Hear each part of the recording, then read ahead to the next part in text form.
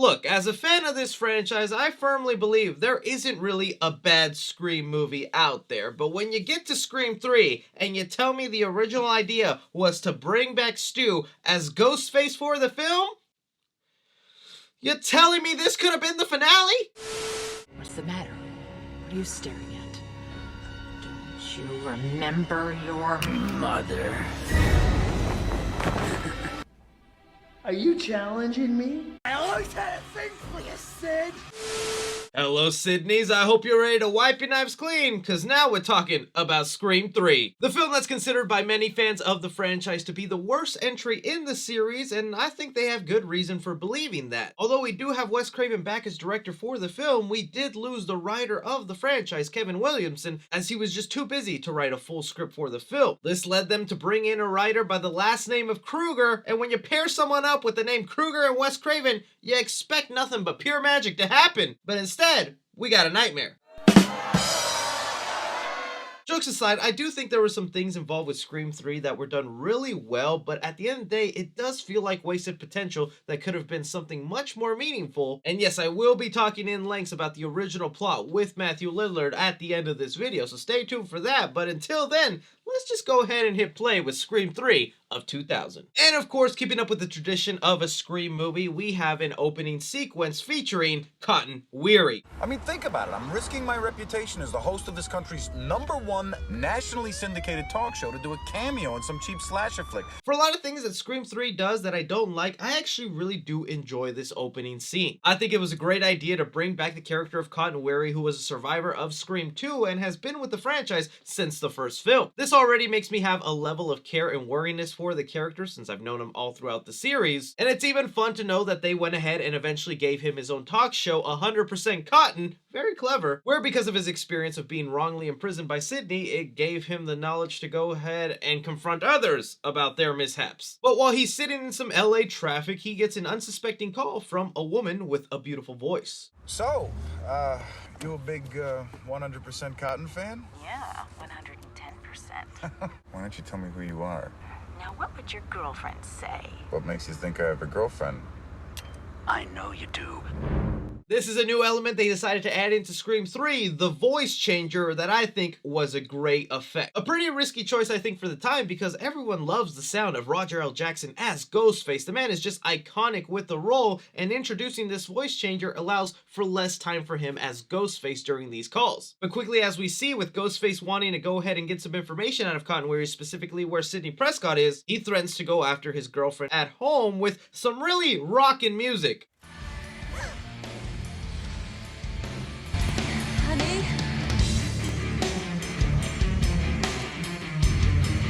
But it's here where the voice changer really excelled for me, and even though it's not Roger L. Jackson's voice, I still feel the fury that Ghostface has. It's me. Come on, open the door. What? What the fuck are you doing? You know, trying to take the game to the next level. I'm sorry. Come on, open the door, Chris. Babe, what are you talking about? Talking about how much fun it's gonna be to rip your insides out. Now open the fucking door, Christine! So I think, yes, this element of the voice changer, Cotton Weary as the opening sequence, all really a great solid start for the opening, because it showed you some of the dynamics that Ghostface would be having throughout the movie. In following the end of the opening, it's tradition that we go ahead and zoom right away to the main character, Sidney Prescott, and see what she's been up to all these years. We find out that Sidney Prescott has secluded herself in basically the middle of nowhere with a nice little doggy and plenty of security built around her. And although in the last film we learned that Sidney was dreaming of becoming an actress either on Broadway or in films, she'd given up that dream to be able to work at a center where she helps women in distress. How can I help? I'm 18 years old and I have a boyfriend. Sometimes he hits me. And as far as the progression of her character and everything she's been through, I actually do like this setup for what she's doing. It makes sense after all the trauma. Following up with Gale Weathers now, other than getting a haircut from Edward Scissorhands, because what is with these bangs? She's still continuing being a reporter, even having seminars to mentor the youth until she gets a visit from police officer Kincaid. I'm here because Cotton Weary's been murdered. This was left in Cotton Weary's body. You have any idea who the girl might be? Oh my god. This is Maureen Prescott. This is Sidney Prescott's mother. With a new Ghostface out in the loose, that means Gale Weathers has to suit up in her superhero outfit of choice, a bright neon yellow two-piece. If you were trying not to be noticed, This was not the way to do it, Gale Weathers. Bringing us to the film set of Step 3, titled Return to Woodsboro, where we see Dewey Riley is working here as an informant and bodyguard of the actress playing Gale Weathers. And we do find out that Dewey actually has another reason for wanting to be on the film set of Stab. It's because he says someone broke into the police station at Woodsboro trying to get a file on Sidney Prescott. And here's our basic setup, and you would think with it being set in Hollywood, Los Angeles, on an actual movie set, the Stab franchise that are based on the Scream movies, it would make for a really interesting location. While it does have its moments, for most of the time I feel like it's a pretty dull setting. LA and Hollywood, it's become the cliche thing where Blake goes to Hollywood, and this is definitely Ghostface Goes Hollywood. They even cheese up the factor a little bit with a 90s cameo of Jay and Silent Bob. I like me Kevin Smith. Don't see why he needed to be here though. But even though location isn't all that great, some of the things they do around the Stab franchise I thought was really well done, like how they go ahead and set up who's going to be taken down by Ghostface in order of who dies in the script. We follow here the character of Candy, who's supposed to be meeting up with the director to talk about her lines, ending up on a phone call with Ghostface where she complains, Has there been another goddamn rewrite? that actually is a bit of an inside joke because Scream 3 had a lot of rewrites, and it was one that was making the cast members kind of upset. But once she's being chased by Ghostface and she ends up in this room filled with the costumes and the masks everywhere, I feel like that was a great little use of the Hollywood setting. Even if they play it up for laughs whenever she goes ahead and grabs a dummy knife that feels like something out of Scary Movie.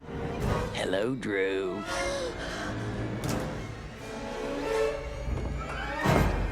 And I guess that's something I do want to talk about here with Scream 3, is this one had to be one of the more tamed down Scream movies because this one was made in the wake of the Columbine shootings. This was an attack by some high schooler kids back when it only happened occasionally, and is also one of the reasons why they changed the original plot for Scream 3, taking away Matthew Lillard as Ghostface and instead going with this Hollywood story, where the studio execs were even asking Wes Craven not to show any blood in this sequel, but luckily the man fought back and he got sort of his way. But that's why it explains this one having a bit of a more silly comedic tone, and I can't help but to laugh watching back at it now, having the voice of Joe from Family Guy in there. Hey, Dewdrop.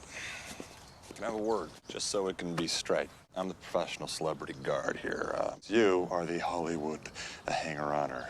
I'm still so upset you had a voice actor like that in your movie, and Ghostface didn't use the voice of Joe on his voice changer? What the hell, man? But I think the number one thing that fans noticed differently about Scream 3, whether subconsciously or consciously, was the lack of Sidney Prescott. Scream 3 would mark the least amount of screen time that Sidney would have in the series, and that's because she almost didn't want to be part of this film. She apparently just didn't want to be typecast in the role as a final girl and be known for horror all her life. Luckily, she did change her mind about returning for the movie, but only decided to come back for 20 days of shooting, which is why for a large majority of the film we see Sidney Prescott at home secluded in her house, having these weird paranormal ghost flashbacks that I'm not so huge on. Everything you touch, Sid, dies. You're poison. But after a couple more bodies started dropping, and Sidney eventually getting a call from Ghostface himself at her home. You're not my mother. How did you get this number? Who is this? You know your mother's voice when you hear it. Now turn on the news. Maybe over. Just one question. Do you think it's over, Sidney? She finally decides to join Dewey and Gale in searching for Ghostface and figuring out why is he leaving behind photos of Sidney's mother when she was younger. In Sidney's return, I do like how she's still wearing the necklace that Derek gave her in the second movie, as he said this would be something to protect her, but I think it's also in memory of him and how Sidney really feels bad for what she did to him. And this is where the movie started to pick up for me and feeling a lot more like a Scream film, because now that you have the trio together, it's about time we explain the rules of a trilogy. Dude! Sorry. Martha. Oh my god. Hey, hold right there. We're introduced here to the sister of Randy Meeks, Martha Meeks, who's a character that's actually set to return in the new Scream movie. That's exciting for me right there, but we find out that she came to Hollywood to look for Sidney, Dewey, and Gale, happened to randomly run into them to hand them this tape that Randy left behind.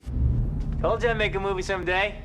Huh? Well, If you're watching this tape, it means, as I feared, I did not survive these killings here at Windsor College. Like we all know, Randy was one of the characters we did not want to die in the last movie, but even though he did, they still wanted to include him somehow into this movie. They even thought about bringing him back to life and saying he survived the attack on the second movie and was just in witness protection. And there's always been rumors that they think about bringing in like a twin that looks exactly like him. Nevertheless, they try bringing Randy in, and I felt like this was the smartest way to do it. 1, you got a killer who's gonna be superhuman.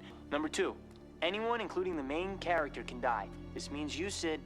Number 3, the past will come back to bite you in the ass. Whatever you think you know about the past, forget. But it was also like a nice closure because Randy in a weird way gets to say goodbye here, and it's kind of heartfelt. So in closing, let me say, good luck, Godspeed, and for some of you, I'll see you soon.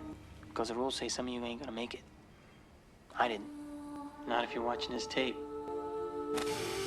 This then has the gang split up where Gale goes off with other Gale to find out more about Sydney's mother's travels in Hollywood, while Sydney then goes ahead and kind of relives some situations from her past. This is where the Hollywood setting did kind of pay off for me because they recreate the whole bathroom scenario where Ghostface was going after her in the first film. Then she accidentally walks onto the movie set where she not only sees her house the first time she encountered Ghostface, seeing her bedroom, remembering the times Billy Loomis snuck in there and all the fun she was having. And probably most shocking of all that the audience had not seen yet was the crime scene from when her mother was first attacked and all of this began. That's something we never really got to see in the franchise, and even when you think back at it, knowing now who Ghostface is by the end of the movie, the director of this film, you know he most likely made that crime scene as accurate as possible because, well, he was there for it, according to him in this movie. Along with that, even though I wasn't a fan of the whole ghost dream sequences in Scream 3, it did kind of pay off here where Sydney is losing her mind and not knowing what is real and what isn't. Like when Ghostface pops up from the crime scene, that was actually pretty horrifying and traumatic for Sydney. But while all of that was happening on the set of Stab 3 to Sydney, we find out that Gale and other Gale learned the truth behind the backstory with Sydney's mother, that she was actually an actress named Rena Reynolds who was trying to get a part in a lot of these early horror movies by the producer who is currently going ahead and making Stab 3. Just what did happen to Maureen when she was in Hollywood? Men knew what they were. It was for girls like her to meet men who could get them parts if they made the right impression. Nothing happened to her that she didn't invite in one way or another. As a kid, of course, I never really understood the implication of what they were talking about here or why any of this needed to be mentioned or talked about. And now all these years later with the horrors of the world, you find out what they're talking about here, and it's a commentary on Hollywood and how sometimes young actresses who were wanting to get into the movie business would do sexual favors in return for roles, which is really effed up, but even more is the irony that would become from Scream 3, because do you know who's one of the backers of the Scream franchise when Scream 3 was being made?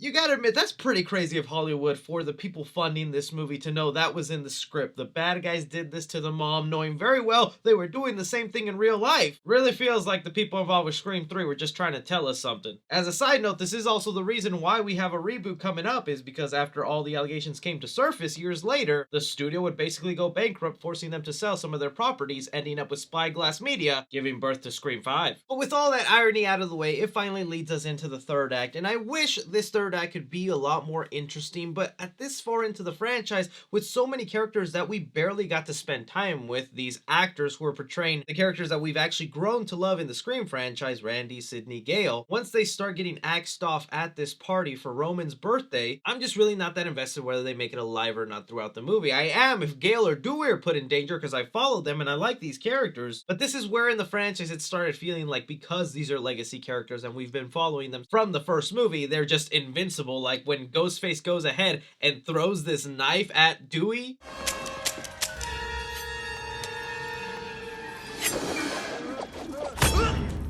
If that was any other character, you know that would have stabbed him through the head. Ghostface eventually catching them and using them as bait so that Sydney comes to the house so Ghostface can have his final showdown. Where is he? I don't know. He's right there! Bringing us to the final reveal of who is Ghostface in this third movie and his motives. Who the hell are you? The other half of you. I searched for a mother too, and 4 years ago, I actually tracked her down, but she had a new life and a new name, Maureen Prescott. She shut me out in the cold forever, her own son.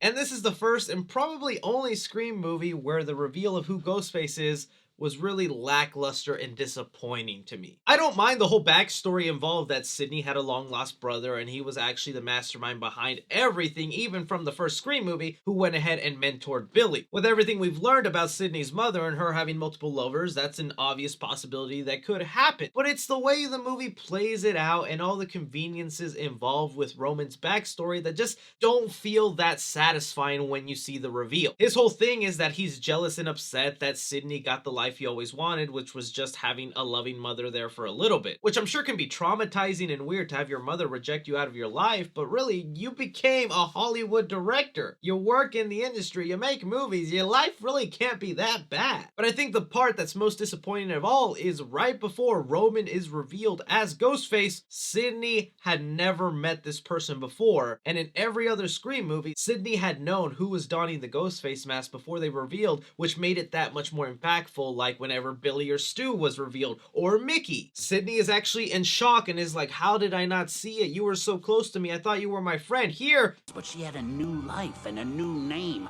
Maureen Prescott. She shut me out in the cold forever, her own son. I hate to say it, I hope I don't sound ridiculous. I don't know who this man is. I mean, he could be walking down the street, I wouldn't know a thing.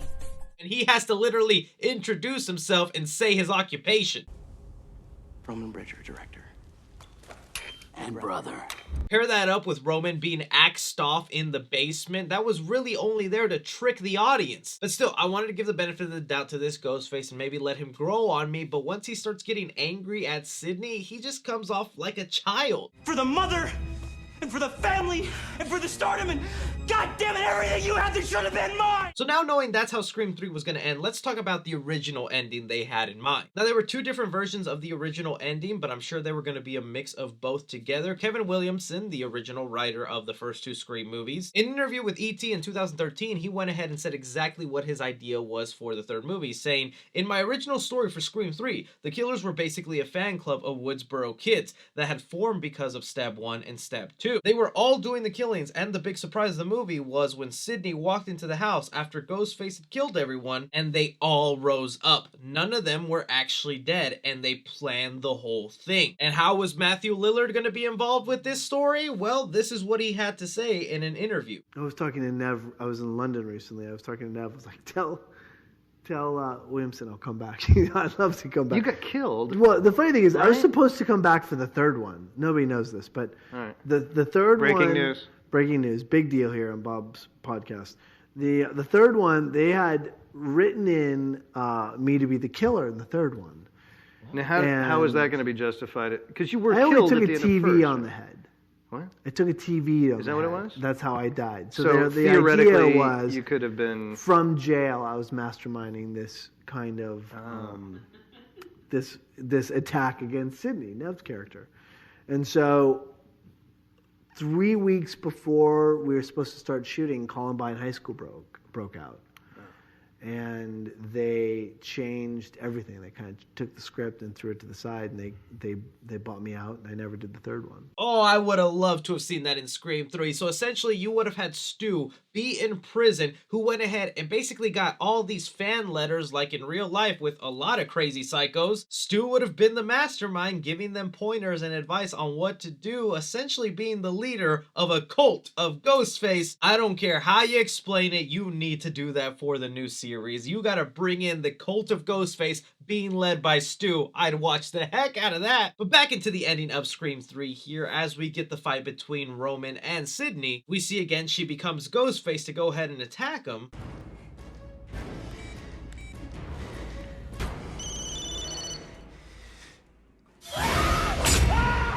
sympathizing with her brother, holding his hand and letting him die. There's a lot of people who criticize this whole holding of the hand situation, since this guy was basically trying to attack Sydney and ruin her life, but I really think of it as a symbolic gesture to where Sydney kind of understands that they're both victims of the trauma left behind by their mother, and that's something that kind of bonds them. Bringing us to what was supposed to be the end of the franchise, Dewey proposing to Gale in the sweetest way, and Sydney about to watch a movie with her friends and Officer Kincaid as she looks back at her door that's being opened by the wind, letting it stay that way, symbolizing that Sydney is finally free and no longer scared of something bad happening to her. Scream 3 had a lot of potential and could have done so many things great even if they didn't go with that original idea for the movie. I think in the end the biggest misstep was just hiring a writer that didn't understand these characters or the world that was set up by Kevin Williamson, but even with all of that, there was still enough in there for me to really enjoy this movie, have a lot of fun things to take away, and what could have been the end of the series I would have been happy with. But thank goodness they didn't end it there, because we got another Scream movie a decade later, Scream 4, that I think might even be better